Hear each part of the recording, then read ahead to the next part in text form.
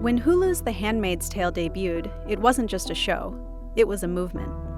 The timing was uncanny, as the series premiered just months after the election of Donald Trump and amidst growing threats to women's rights.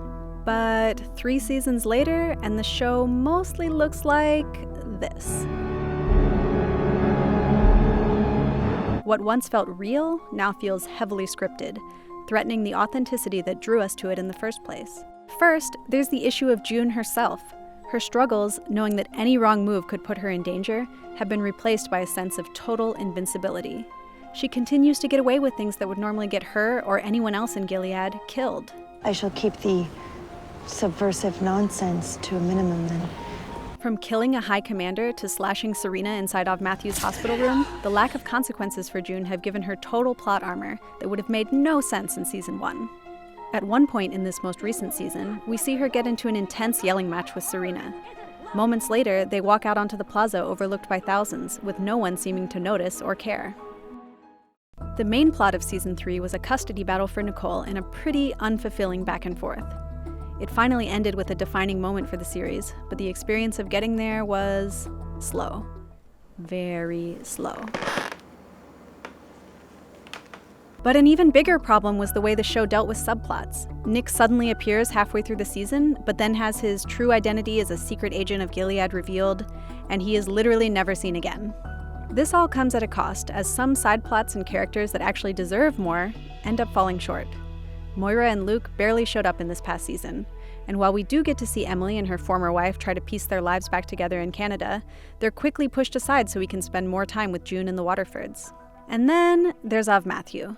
She was brought in as a way to represent the true Gilead believer, but in the end was really only there to fulfill a redemption arc for June that we didn't need. The fact that she was an unwavering antagonist for our hero, and one of the few characters of color with any meaningful screen time this season, made it feel all the more cringy. As the series has grown and moved away from the perspective of June, it's tried to grow the world of Gilead and its relationships to other countries.